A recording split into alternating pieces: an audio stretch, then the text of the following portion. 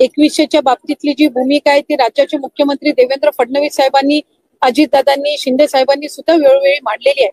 मला आपल्याला आवर्जून त्या निमित्ताने आणि आपल्या माध्यमातून सर्व आमच्या लाडक्या बहिणींना त्या ठिकाणी सांगायचंय की राज्याचे मुख्यमंत्री देवेंद्रजी फडणवीस साहेब आणि आमचे दोन्हीही उपमुख्यमंत्री असतील, मंत्रिमंडळातील सर्व आम्ही त्या ठिकाणी मंत्री महोदय असो, आम्ही सगळ्यांनी सुरुवातीपासूनच ही योजना अधिकाधिक यशस्वी पद्धतीनं राबवण्याचा प्रयत्न हा केलेला आहे.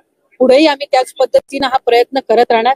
1500चा हप्ता हा महिलांच्या थेट खात्यामध्ये निवडणुकीच्या नंतर सुद्धा जवळपास 3 ते 4 हप्ते हे महिलांच्या खात्यामध्ये आज वितरित झालेले आहेत आणि त्याची प्रक्रिया सुरू आहे. अशाच पद्धतीने ही योजना पुढेही सुरू राहणार आहे. 2100च्या बाबतीतली जी भूमिका आहे ती राज्याचे मुख्यमंत्री देवेंद्र फडणवीस साहेबांनी, अजितदादांनी, शिंदे साहेबांनी सुद्धा वेळोवेळी मांडलेली आहे. एखादी महत्वाकांक्षी योजना ज्या वेळेला आपण आणत असतो त्यावेळेला त्याचा योग्य तो निर्णय राज्याचे मुख्यमंत्री आणि महायुतीचं सरकार ज्या वेळेला घेईल त्यावेळेला विभागाच्या वतीने आम्ही ते निश्चितपणाने या ठिकाणी घोषित करू.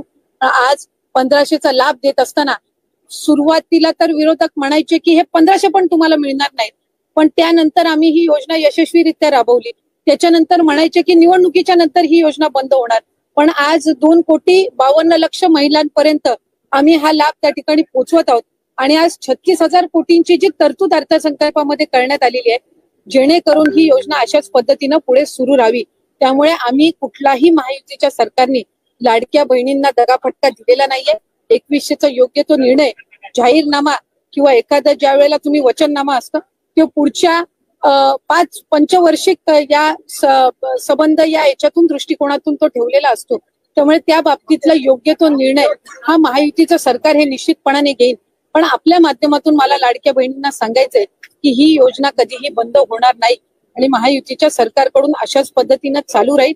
या उलट या अर्थसंकल्पामध्ये महिलांना आर्थिकरित्या सक्षम करण्याच्या दृष्टिकोनातून उमेद भवन असतील, अस्मिता भवन असेल, त्याचबरोबर त्यांना सक्षम करण्याच्या दृष्टीतून आर्थिक साक्षरता आणणं असेल, हे सगळे उपक्रम हाती घेण्यासाठी सुद्धा भरीव तरतूद ही या अर्थसंकल्पामध्ये केलेली आहे.